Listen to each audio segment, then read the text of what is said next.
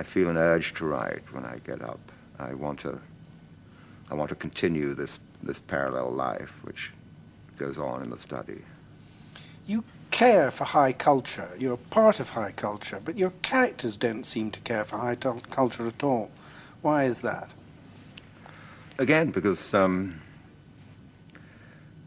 comic possibilities of the museum and the art gallery are not my comic possibilities. Perhaps they were your father's, perhaps. They were. I mean, yes, the librarian and so on. One of the main things about my novels is that they ignore the middle classes, basically. I like to take really quite brutal inequities and work on those. I exaggerate in both directions, whereas some writers would have the middle-class man who is sometimes rather brutal, sometimes rather romantic. I will have two distinct characters, and one is a romantic and one is a brute. This is to allow comedy, allow comic energy to play. But it means also the end of subtle gradations and nuances. I'm not interested in those, it seems. You experiment with form, you invent new forms, two narrators, time running backward, the author popping in and out. What's the interest of that for you?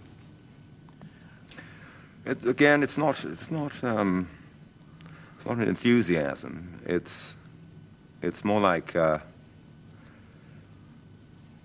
compulsion, I suppose. I mean, postmodernism, this idea that writers are self-conscious, they know what they're doing, that the illusion no longer works as an illusion, that you remind the reader constantly that this is artifice, this is a construction.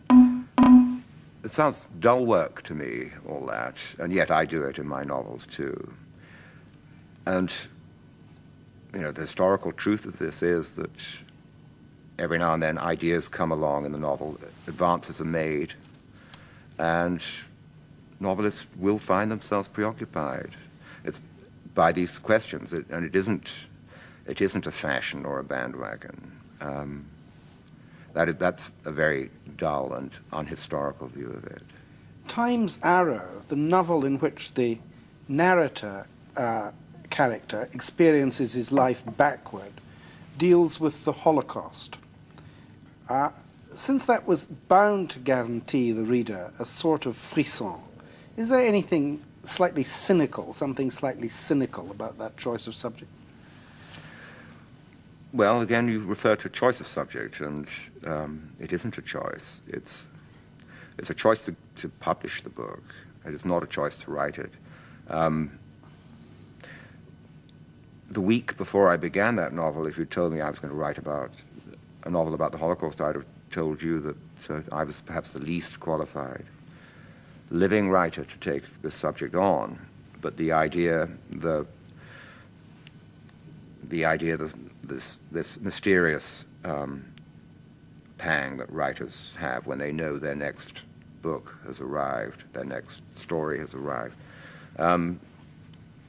I experienced that, and I knew I would write the book. With grave with reluctance, but nonetheless, there it was for me to write. No one else was going to write it, so I wrote it. But in the afterword to the book, you refer to endless conversations over the years and much reading on the subject. Are you saying that that wasn't part of a conscious process? Yes, I am. It was a preoccupation of mine, as I think it is for everyone. And I had read, quite a bit about it. And it tends to be the last subject you end up with, at the end of the evening. It is, it is one of the haunting questions of the 20th century. You end up with it. But there was no plan to write the book. Apart from writing a compelling narrative, do you think you added to our understanding of the subject, of how it happened? Yes, I do, yeah. I think I was amazed how fully it came together, and I have to say I do think it says something about the Holocaust. It says it. I can't tell you what it says because it says it in 150 pages, and that's what I meant about the Holocaust. But the reversal of time is very coherent,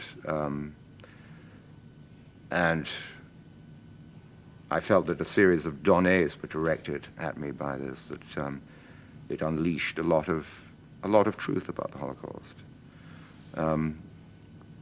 I don't think I would have proceeded unless I did get that feeling either. In the 80s, you were very preoccupied with nuclear issues. Are you still? Much less intensely.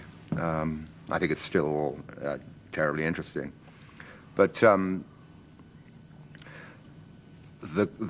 clinching point of the nuclear question is probably over now.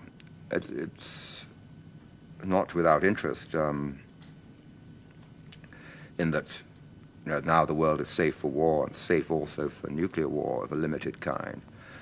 But the Holocaust, the nuclear Holocaust, is probably not a realistic possibility anymore.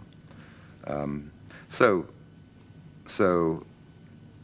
the suicidal possibility for the planet, the instant suicide, no longer looks proximate. We have survived the deterrence phase, and we have now entered the proliferation phase. So people are behaving yobbishly, in fact, rather than... And that is engaging us, as, for example, in Yugoslavia, rather than the threat of a sort of universal disaster. Well, yes. I mean, Yugoslavia could never have happened under the old deterrence arrangement because of escalation theory.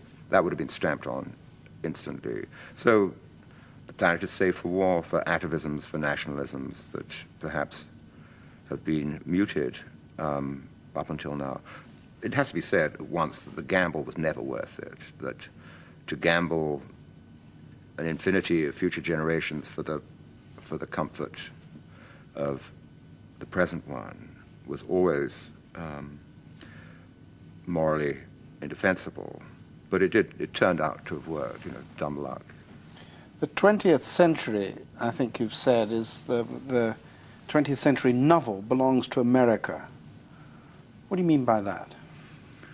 Well, if the 19th century novel belonged to England, perhaps to France, perhaps to Russia, the 20th century novel seems to have belonged to the Americans, and the Jewish Americans particularly. Is that why some of your novels are half set there? Is it easier to, I mean, is British subject matter too prim and prissy? Yeah. To effete? Yes, there's that feeling. And also the feeling that the language center is no longer London, but it's perhaps New York. That was a kind of, not a conscious effort, but I looked back on what I'd done and where it was tending, and I felt the lightened space of crossing the Atlantic in money was a liberation for me. And I do now see myself, not physically because I live here, but spiritually occupying the mid-Atlantic. And liberated by money? By the novel. By your success? I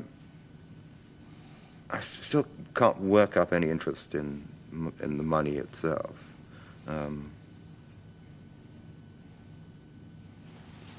You're 44. Still play games? Yes, I'm just off the tennis court today. Why? Play snooker and... Play to win? Yes.